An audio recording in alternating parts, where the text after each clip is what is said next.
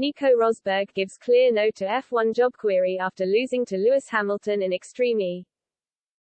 6 years have passed since Nico Rosberg retired from Formula One as world champion, but the former Mercedes star isn't interested in a return to the grid.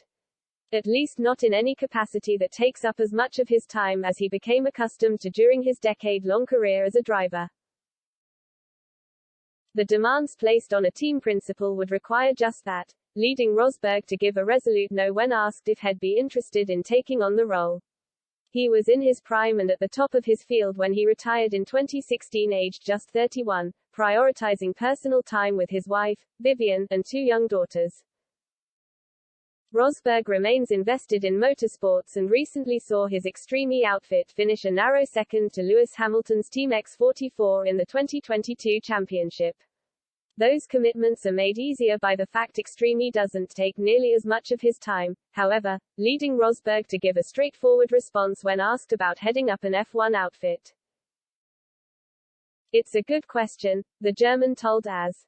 "A lot of people have asked me that since Extreme E is doing so incredibly well, would I want to be a team boss in a Formula One team at some point? My answer is clearly no. The good thing about Extreme E is that there are not too many races. You know, at the moment we have 5 races a year and F1 has 24 races a year, so it's a full-time life commitment. There's very little room in the World Championship to spend time with family, friends. And I've done that. The racing driver I was and my current self don't want to do that ever again. That intensity, that dedication, that inflexibility in life. I love my life now and that means I could never have a full-time job in Formula One." While the old adage tells us to never say never, there appears to be little wiggle room in Rosberg's assessment regarding an F1 comeback.